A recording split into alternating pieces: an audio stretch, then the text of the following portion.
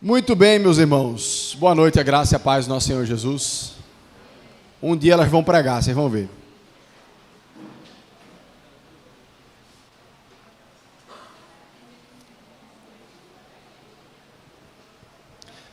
Na minha casa, dos 3 filhos, o último que alguém diria que ia ser pastor era eu.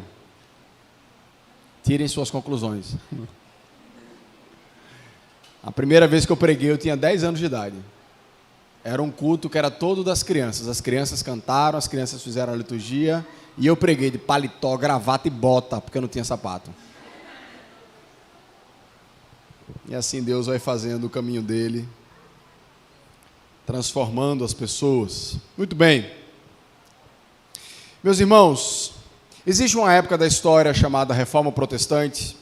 Creio que alguns dos irmãos conhecem esse momento importante da nossa história, onde a igreja católica ela começou a se desviar muito daquilo que estava na palavra do Senhor, e Deus levantou vários homens para resgatar, para serem usados por Deus, para trazer a igreja de volta à Bíblia e à palavra de Deus.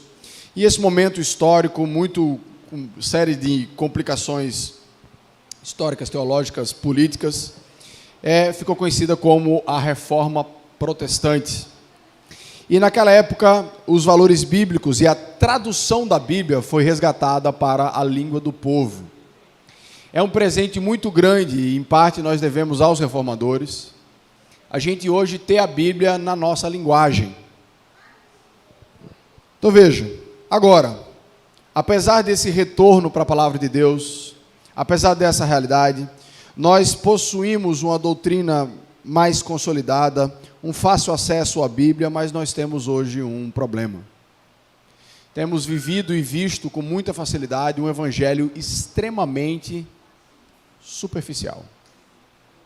Um evangelho onde há uma capa de cristianismo sem ter a essência, a vivência real do evangelho, sendo fácil até para os de fora olhar e enxergar que, na verdade, aquilo que enxergamos na Bíblia e o que vemos na prática está muito distante da realidade.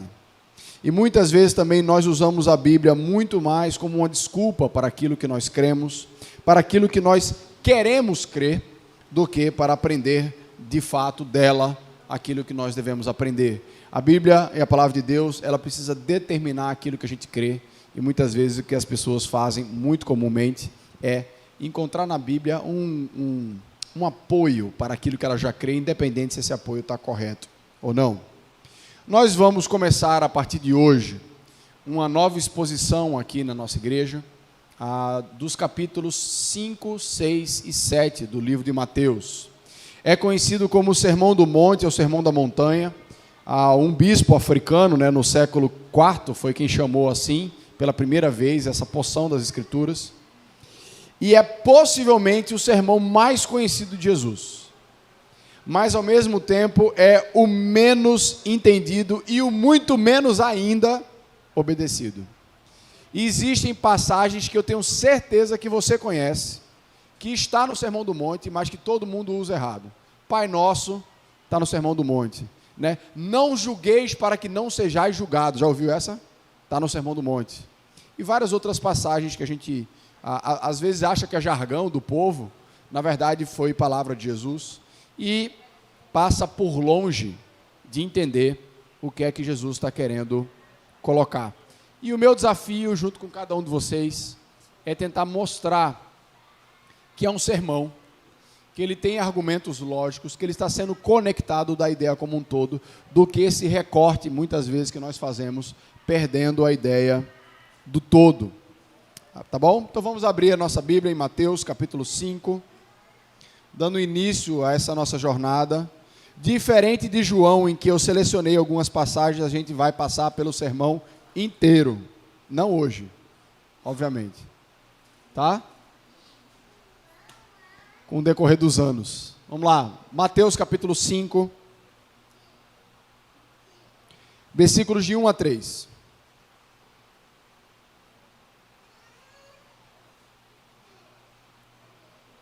O texto diz o seguinte: quando Jesus viu aquelas multidões, subiu o monte e sentou-se. Os seus discípulos chegaram perto dele e começou a ensiná-los. Jesus disse: felizes as pessoas que sabem que são espiritualmente pobres, pois o reino do céu é delas. Vamos orar? Senhor, nosso Deus, nosso Pai, te damos graças, Senhor Deus, porque o Senhor nos trouxe para cá mais uma noite, mais um domingo. Damos graça por cada um que veio aqui, Senhor Deus. Ninguém veio ao acaso, ninguém veio somente por um convite de alguém, mas acima de tudo pela tua vontade, pelo teu querer, pelo teu propósito, Senhor. Senhor Deus, que o teu Santo Espírito fale conosco poderosamente nessa noite. Que nós possamos estar animados, ó Pai, para começar essa nova jornada, para aprender, ó Pai, com as tuas sagradas escrituras. Que nós possamos terminá-lo, ó Pai, sendo transformados e impactados pela mensagem da tua vontade, Senhor Deus, que Jesus Cristo nos deixou e nos ensinou. É assim que nós oramos, em nome do teu Filho amado Jesus. Amém. Muito bem. Quando nós enxergamos aqui, segundo a narrativa do Evangelho de Mateus, no capítulo 4, Jesus passa pela tentação, onde ele passa 40 dias no deserto, sendo testado pelo diabo. Depois ele começa a chamar os seus discípulos. E no finalzinho do capítulo 4, a Bíblia nos fala que Jesus foi ensinando, o versículo 23 aqui do capítulo 4, ele fala que Jesus ia anunciando a boa notícia do reino e curando as enfermidades e doenças graves do povo. Jesus começou a fazer duas coisas: pregando que o reino de Deus havia chegado e saía curando um monte de gente. O finalzinho do capítulo fala que Jesus curou muitas pessoas. Então, ele começou por essa manifestação de poder a atrair muitas pessoas para ele, para ouvir aquilo que ele tinha para dizer. E ele estava dizendo assim: olha, o reino de Deus está chegando, o reino de Deus já chegou entre vós.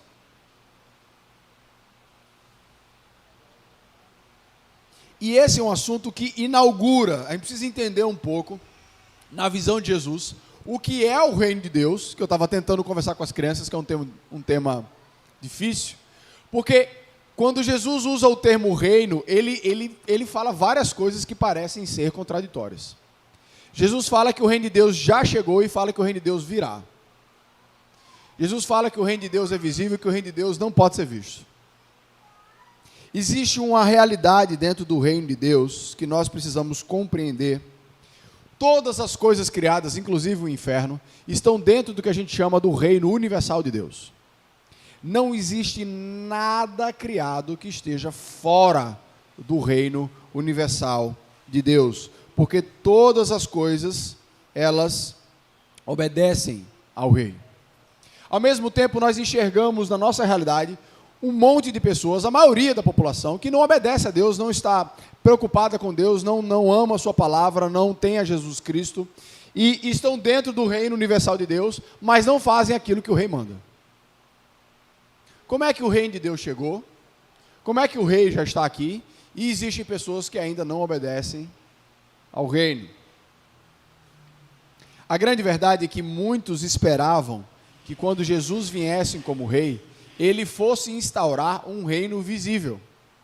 Jesus iria depor Roma, os judeus subiriam ao poder junto com o seu rei, e eles iriam governar o mundo a partir do seu rei. Essa era a visão judaica na época de Jesus. Claro que há várias manifestações diferentes dessa realidade nos pensamentos da época, mas, de uma maneira geral, eles achavam que o reino viria de maneira física.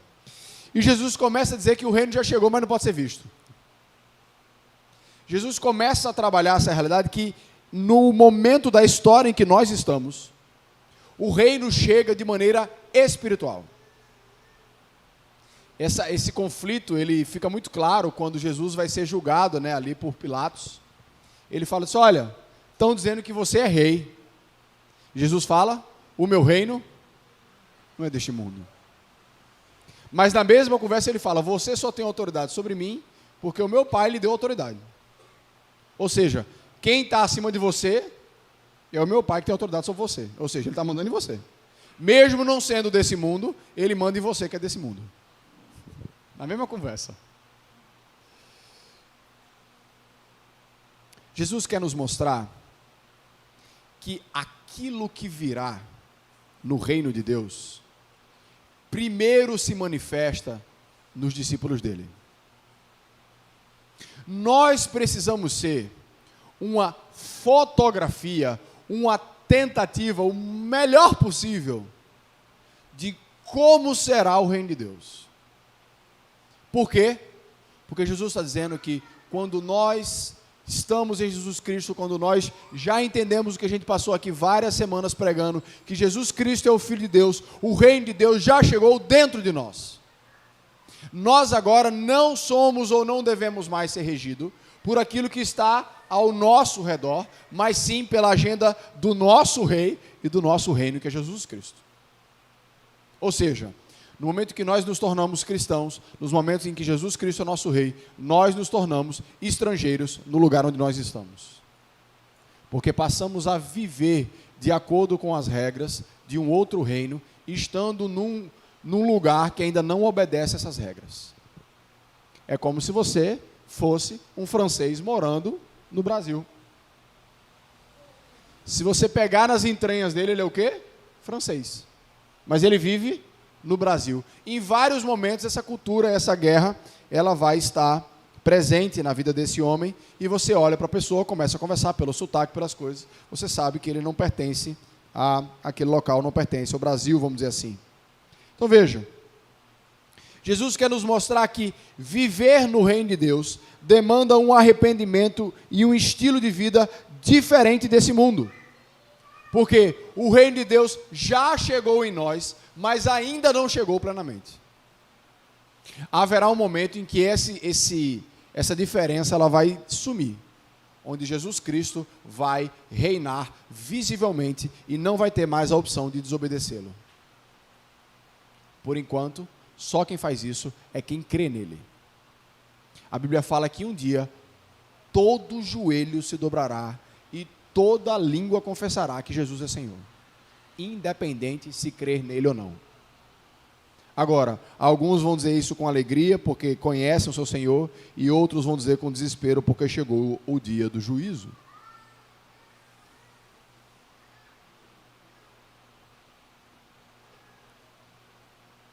Jesus é o nosso Rei, que nos ensina como viver de acordo com a sua vontade. E é muito interessante entender sobre o conceito do reino, porque não tem como você viver no reino de Deus sem relacionamento com o rei. Não tem como eu dizer que eu sou um cidadão do reino se eu não tenho um relacionamento com o rei. Eu preciso amar o rei. Eu preciso conhecer aquilo que o rei quer. Senão eu estou fingindo que eu faço parte daquele reino. Então, ler o Sermão do Monte é você entender o que é que Jesus quer dos seus súditos. O que é que Jesus está dizendo assim? O reino chegou nesta pessoa, neste lugar, quando isso daqui começa a funcionar. As multidões o seguiam, mas Jesus não está interessado em multidões. Jesus está interessado em discípulos, em súditos do seu reino. O Sermão do Monte inteiro, do capítulo 5 até o capítulo 7, é um espelho que ela é colocado dentro de nós, onde nós somos obrigados a nos confrontar de acordo com o modelo que Jesus Cristo nos deixa. E ele começa com o que é chamado de as bem-aventuranças, né, que a linguagem de hoje traduz como felizes. E ele fala: felizes as pessoas que são espiritualmente pobres, as pessoas que choram, as pessoas humildes, as pessoas que têm fome e sede de fazer a vontade de Deus, as pessoas que têm misericórdia dos outros, as pessoas que têm um coração puro, que trabalham pela paz e que sofrem perseguições por fazer a vontade de Deus. Essas características que são colocadas aqui definem ou precisam definir o caráter do cristão. Precisam ser coisas em que o cristão olha para elas e faz: eu consigo compreender e estou buscando todas elas. É uma lista de checagem que a gente pode fazer para saber se nós estamos sendo seguidores ou discípulos de Jesus Cristo. Todos os crentes precisam de todas as bem-aventuranças. Todos eles. Eu sou mais para a segunda, para a terceira. Não. Todos nós precisamos cumprir toda a lista que está aqui. Não se preocupe que nós vamos passar por todas elas. Agora, o que é que eu quero que você entenda? Quando nós lemos isso aqui, faz bem-aventurado, felizes os humildes. Faz, ai, tá, rapaz, eu sou humilde.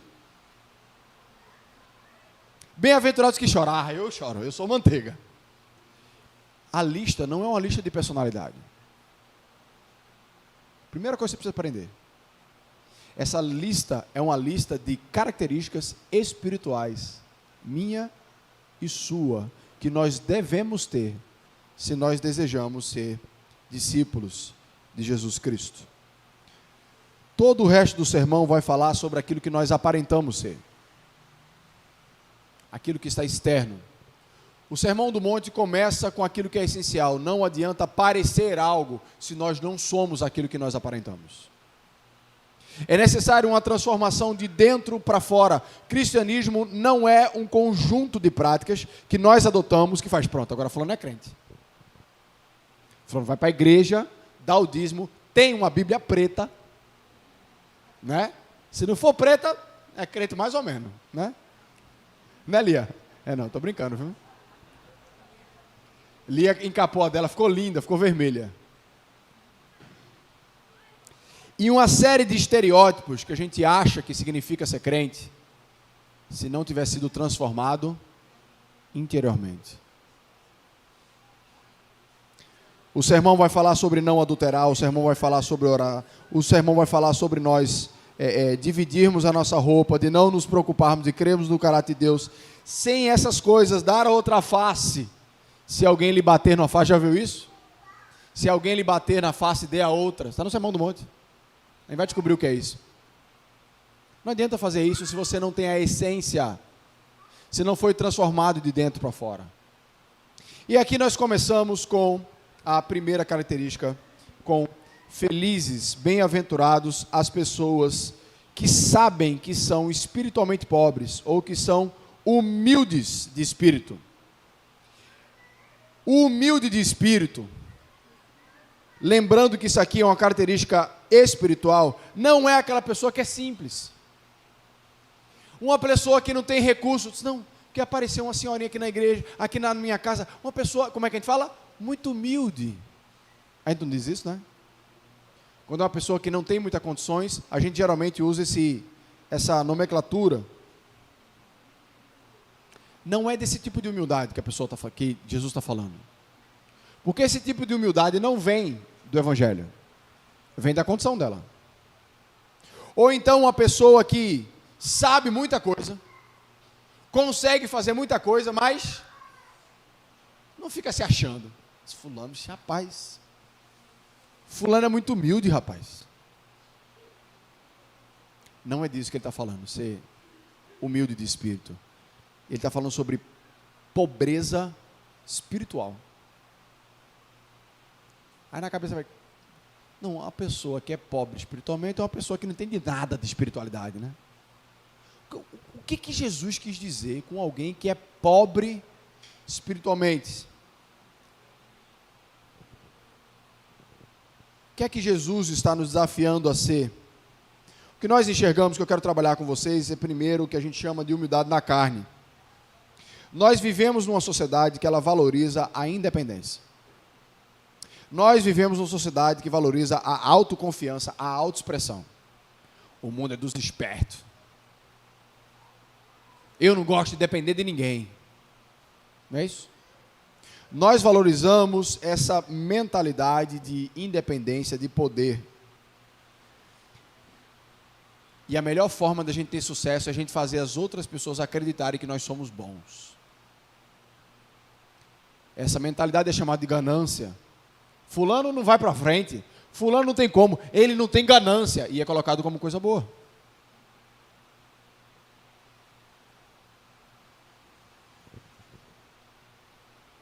Na igreja isso também pode acontecer. É quando nós temos atitudes que nós queremos que os outros acreditem que nós somos espirituais. Aquela pessoa que vai orar, Senhor forte, todo-poderoso, Rei da glória. Aí quando tu vê a pessoa falando, ela não fala nada desse jeito. E ela ora, ela fica em pé, ela fala, ela imposta a voz. É sempre o primeiro a orar, gosta do microfone. Não, e gosta de contar as coisas que aconteceu na semana. E a pessoa, rapaz, não, porque eu quando... Não, assim, né, meus irmãos? O senhor sabe, né? Quando eu leio a Bíblia, eu gosto de ler assim umas 2 horinhas. A pessoa fala, eita, poxa. O irmão lê 2 horas, meu pai. Eu estou lendo 15 minutos. Eu sou um pecador miserável. Se é que você fica achando de fulano? Fulano é crente, meu irmão. Como é que a pessoa lê 2 horas da Bíblia e não é crente? Tem que ser crente.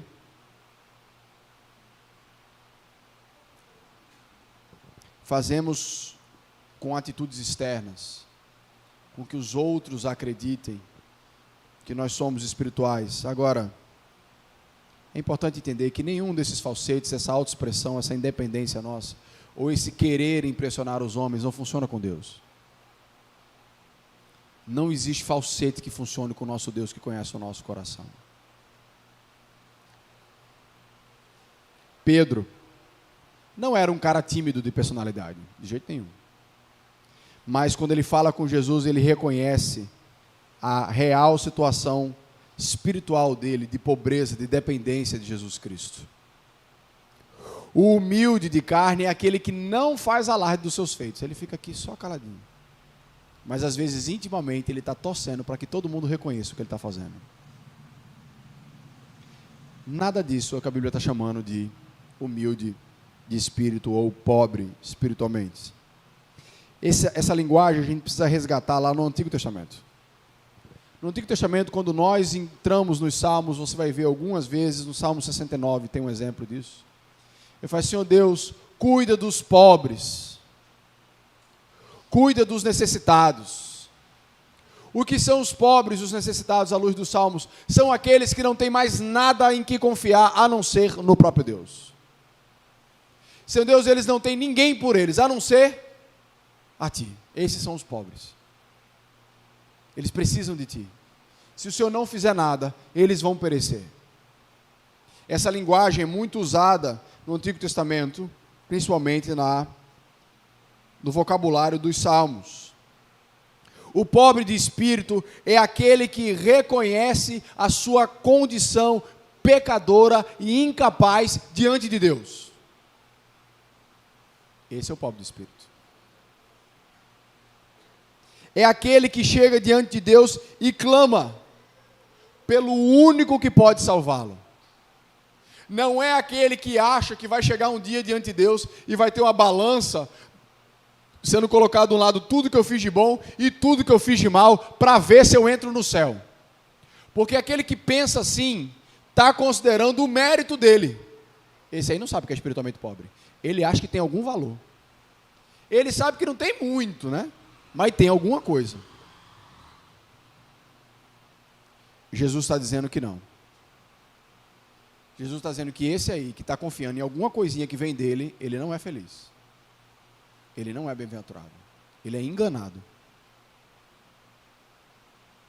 Jesus está dizendo que o verdadeiro humilde de espírito, o pobre de espírito, é aquele que diz, Senhor Deus, diante de Ti eu estou condenado. Os meus pecados, sem Ti, não tem perdão, não tem salvação.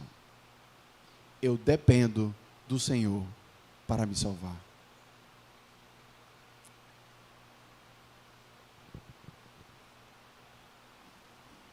Eu gosto muito quando Paulo fala lá em Filipenses capítulo 3, versículo 8, que ele tinha muitas coisas pelo qual se orgulhar durante a sua vida. Eu sou judeu de nascença, fui criado pelos melhores mestres, eu fui circuncidado, eu aprendi da lei, eu era zeloso no cumprimento da lei do Antigo Testamento, mas quando eu conheci a Jesus Cristo, eu considerei tudo isso como lixo. Eu vi que aquilo da qual eu me agarrava tanto, que eu achava que eu tinha valor, da qual eu era espiritualmente rico, na verdade eu era pobre, eu estava me agarrando a um montão de lixo.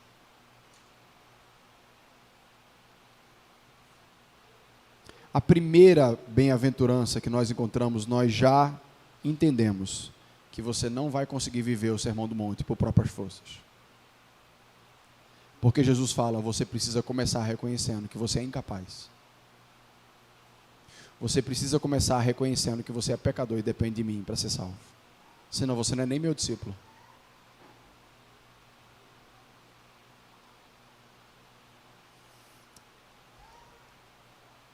É uma afirmação, uma convicção. Quando alguém que se reconhece como pecador se coloca diante do justo juízo todo-poderoso. Diante de Deus, nós somos espiritualmente pobres. Ai de mim, porque eu sou um homem de impuros lábios e vivo entre o meio, habito em meio a um povo que tem os lábios impuros. Nós somos pobres, nós somos pecadores. Diante de ti, o Rei Todo-Poderoso, onde os anjos se escondem diante da tua presença, eu não sou nada.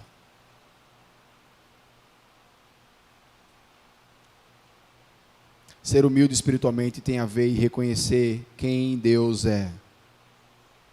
Será que nós podemos produzir algo de bom?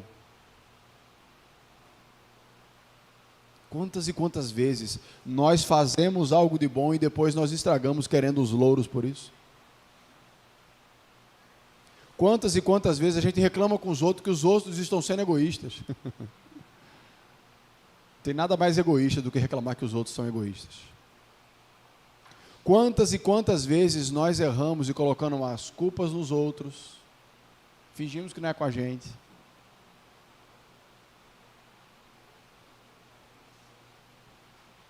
Quem é que nós somos sem Deus?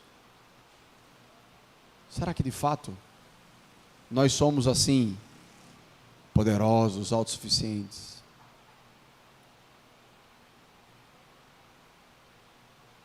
Muitas vezes insistimos em não acreditar na nossa condição. Se resistirmos e confiarmos na nossa própria justiça, se você colocar a expectativa do sucesso da sua vida no seu mérito, eu quero lhe dizer uma coisa: você está escolhendo ficar sem essa bem-aventurança. Porque veja que ela diz assim, ó, toda bem-aventurança vai vir assim, com uma condição para um prêmio, vamos dizer assim. Felizes as pessoas que são espiritualmente pobres, pois o reino do céu é delas. Aquele que sabe que diante de Deus não tem nada, receberá dele todo o reino. Queira ganhar tudo desse mundo, que você perde o reino dos céus. Jesus disse isso do outro jeito, ele diz assim, aquele que tentar ganhar a sua vida vai perdê-la, mas quem perder por amor do meu nome, vai ganhá-la.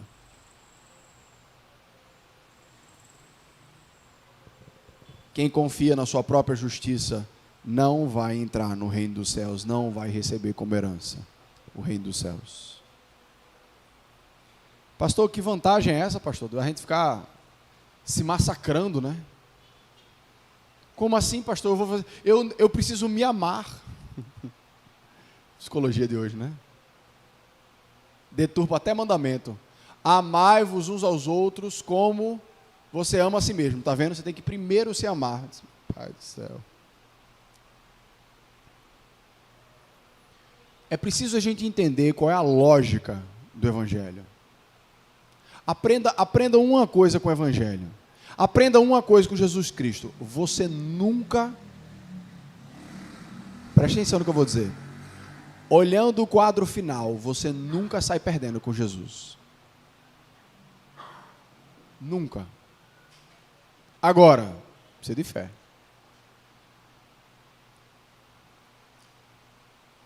Essa palavrinha aqui no começo, ela é difícil de traduzir.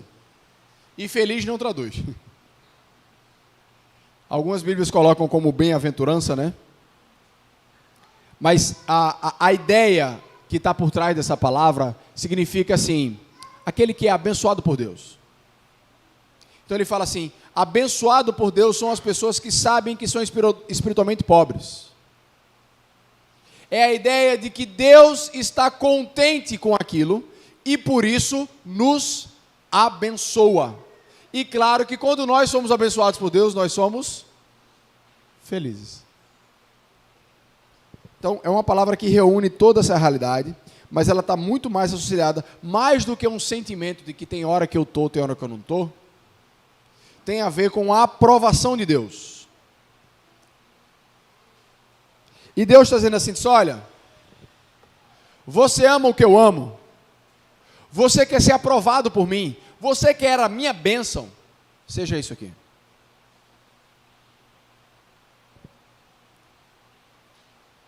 Deus só abençoa quando nós buscamos aquilo que lhe agrada. E quem dita isso é Ele. Um dos grandes problemas das pessoas hoje é que as pessoas fazem de Jesus e da Bíblia gato e sapato. Não, eu acredito assim. Não interessa como Jesus falou, não interessa o contexto, não interessa como é que está escrito, não interessa. Eu quero desse jeito. E constroem uma Bíblia, um Jesus do jeito que eles querem. Por quê? Porque eu gosto assim. Vai dar certo, durante a sua vida inteira vai dar certo. Quando você morrer não vai dar mais não. Porque não se constrói Jesus, ele já é. Nós estamos aprendendo de alguém que já é. Jesus já existe. Como cantamos aqui, ele já está coroado, ele já é rei. Quando nós lemos aquilo que ele nos disse, nós estamos aprendendo com o nosso rei o que ele quer. Você está lendo o edito dele que foi pregado na porta da cidade, sendo anunciado por toda a cidade. O que é que nós ganhamos sendo humildemente pobres de espírito? O que é que significa o reino dos céus? Significa, em parte, que o reino de Deus não é terreno. A Bíblia fala lá em Apocalipse que virá um novo céu e uma nova terra, a nova Jerusalém, que ela desce dos céus. Saia da revista da Turma da Mônica. Nós não vamos ser anjinhos que vamos tocar harpa. Ninguém vira anjo, anjo é outra criatura. Nós vamos ressuscitar e morar com Cristo num novo céu e numa nova terra, chamado Reino dos Céus. Quem é que vai estar lá? Os que sabem que são espiritualmente pobres. Aqueles que entenderam, creram, que dependem única e exclusivamente de Jesus Cristo para serem salvos.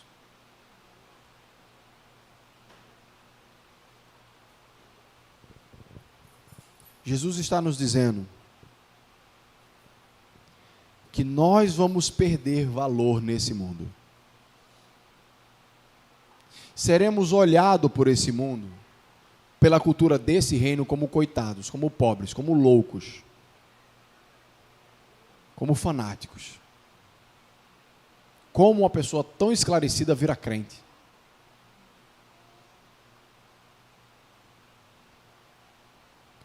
Mas Jesus Cristo nos diz que o que perderemos aqui seremos donos nos próximos.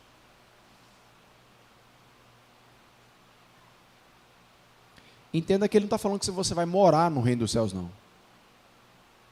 Ele está falando que você vai possuir. O reino do céu é delas. Pastor, o que é isso? O senhor foi longe demais. Não, é sério. O reino dos céus foi dado a Jesus Cristo. E aquilo que o mérito de Jesus Cristo recebeu é nosso. Nós somos, a Bíblia fala, co-herdeiros com Jesus Cristo. A gente não tem noção do negócio desse, não. Que nós, ao dependermos único e exclusivamente de Jesus Cristo, recebemos aquilo que o Pai preparou para Jesus Cristo.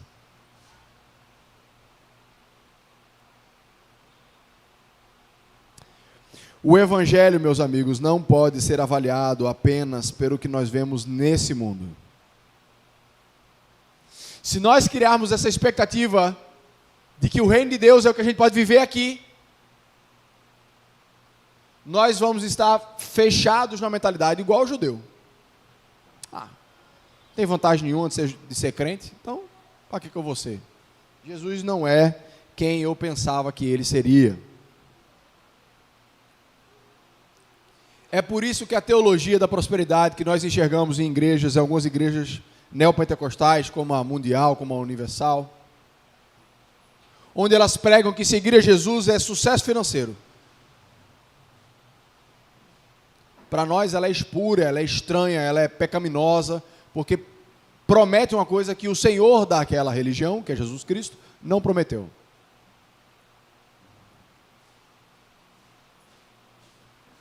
E sabe de uma coisa? Quando a palavra de Deus nos fala que nós somos abençoados por saber que nós somos espiritualmente pobres, pelo menos para mim é libertador entender que eu não preciso ser mais forte. Nenhum de nós precisamos aprender a ser mais fortes. Nós precisamos aprender a ser mais dependentes.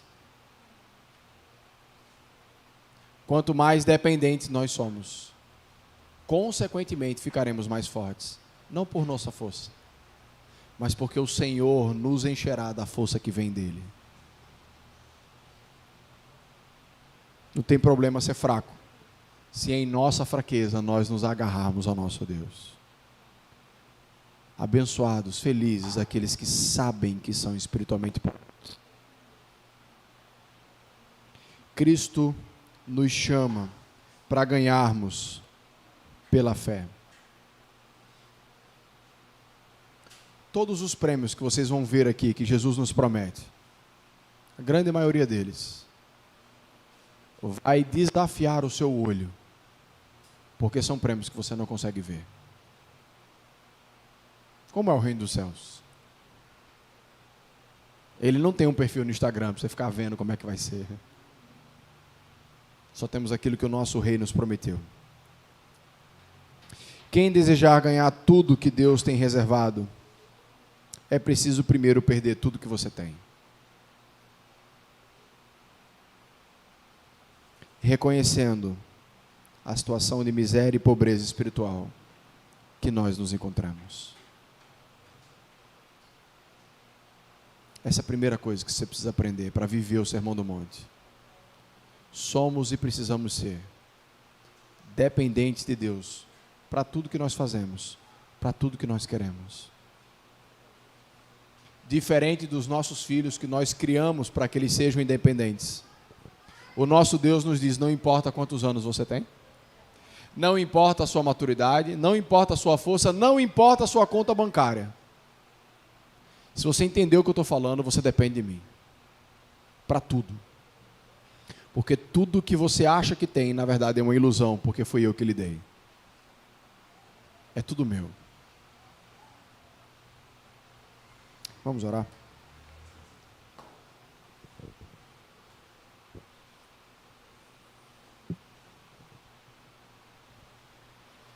Senhor, nosso Deus, nosso Pai, te agradecemos, Senhor Deus, por Jesus Cristo. Senhor Deus, eu não sei o coração de cada um aqui presente, mas, Senhor Deus, que o nosso coração seja quebrantado pelo Teu Santo Espírito. Que o nosso coração possa reconhecer com tranquilidade e até alegria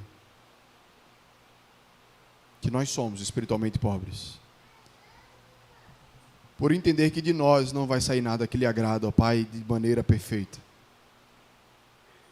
Precisamos de um Salvador. E, Senhor Deus, queremos que essas promessas que nós encontramos na Tua Palavra nos encham, Senhor Deus. Que a nossa imaginação, que os nossos sonhos sejam encharcados com o reino dos céus. A nossa futura casa. Por aqui passaremos, ó Pai, por vários problemas, por várias dificuldades. É normal. Mas que nós sejamos como estrangeiros, Senhor. Sabendo viver aqui enquanto estamos aqui, mas entendendo que um dia iremos para a nossa real pátria. Ah, Senhor Deus, como os nossos olhos, a nossa mente, o nosso coração é pequeno demais para compreender o que o Senhor está nos ensinando aqui nesse versículo. Mas Ele está aqui, para que nós possamos nos agarrar àquilo que nos foi deixado. De que um dia seremos resgatados plenamente por Ti e reinaremos junto contigo.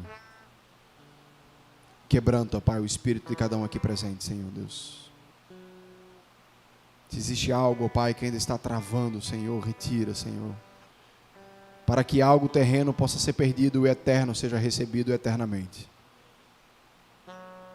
Não nos deixa perder aquilo que vem de Ti, ó Pai, pelos nossos tolos desejos nesse mundo. Por isso que eu te peço, ó Pai, que a graça do nosso Senhor Jesus Cristo, o amor de Deus, o nosso Pai, e a consolação do Divino Espírito Santo esteja com cada crente aqui presente, espalhado ao redor da terra. Amém.